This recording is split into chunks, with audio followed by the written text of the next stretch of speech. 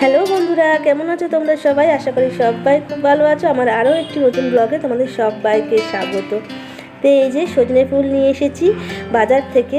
আর এই সজনে ফুল যখনই আর কি সজনে গাছে হতে দেখি না, তখনই যেন মনে হয় এবার শীত শেষ হবে আর বসন্তকাল আর কি আসছে। তো এই ফুলের এখন প্রচুর দাম হলেও তবু আর কি অল্প করে নিয়ে এসেছি। আজকে পেলাম একটুখানি আর কি কম দামে, সেই জন্য নিয়ে এসেছি।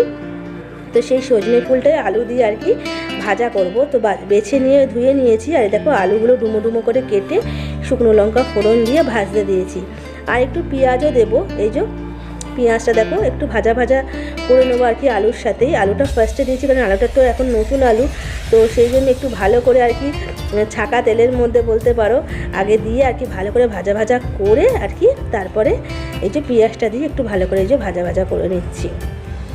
আমাদের সাধারণত এই সজনে ফুল কিনলে না এই আলু দিয়ে পেঁয়াজ দিয়ে ভাজা খেতেই আমার বর বেশি পছন্দ করে। অনেকে এর বড়াও হয়, আবার শিম আলু বেগুন দিয়ে বড়ি দিয়ে চচ্চড়িও হয়। তো আমাদের বেশিরভাগ ভাজাই আর কি খাওয়া হয় এই সজনে ফুলটা।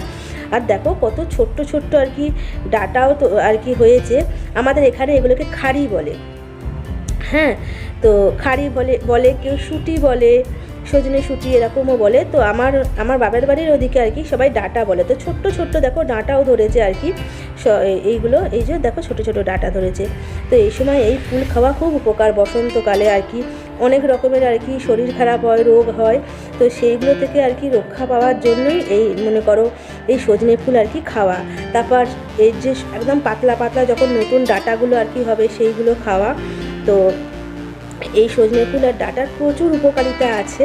তো এখন না হয় এই ভিডিওতে এই উপকারিতা বলতে গেলে অনেক বড় ভিডিও হয়ে যাবে, তাই জন্য আমি উপকারিতা আর কি বলছিও না। তোমরা সবাই জানো সাধারণত কি উপকারিতা, এর প্রচুর উপকারিতা। তো দেখো এদিকে মাছও রেখে দিয়েছি, নুন হলুদ মাখিয়ে নিয়ে মাছটা আর কি ভাজবো। ভেজে এই যে আলু দিয়ে দেখো ঝোল করবো। আর আমার বরের তো ভাজা থাকেই জানোই। আর এদিকে দেখো আলু মাছের ঝোলের জন্য এদিকে টমেটো আদা রসুন পেস্ট সব রেখে দিয়েছি করে।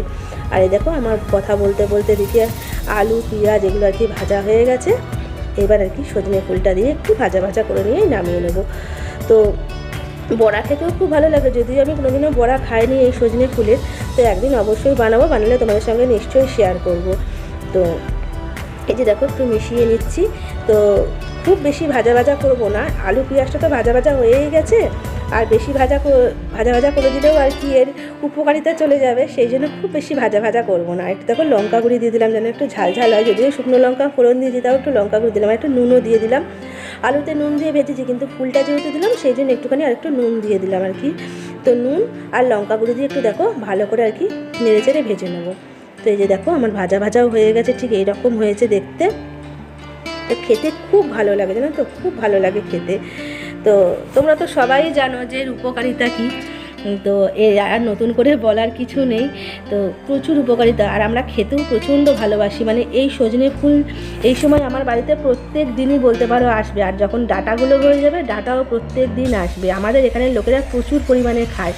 বাজারে তো বিক্রি হয়, আবার রাস্তার ধারে যে গাছগুলো থাকে না সেই গাছগুলো থেকেও অনেকে পারে। তো কেউ কিছু বলে না। আমাদের এখানে মানে প্রায়ই তোমরা দেখতে পাবে যে রাস্তার ধারে এরকম অনেক সজনে গাছ হয়ে আছে, তাতে ফুল হয়েছে, ডাঁটা আছে, এরকম থাকে। তো যাই হোক দেখো কথা বলতে বলতে আমার এই যে সজনে ফুল আলু পেঁয়াজ এগুলো সমস্ত ভাজা হয়ে গেছে। আর ভাজাটা দেখো ঠিক এইরকম দেখতে হয়েছে। আর এদিকে আমার ভাত রান্নাও কমপ্লিট। তো চলো বন্ধুরা, আজকে এই পর্যন্তই। ছোট্ট মিনি ব্লগ তোমাদের কীরকম লাগলো অবশ্যই একটা কমেন্টে জানিও। তো সবাই খুব ভালো থেকো, সবাইকে টাটা।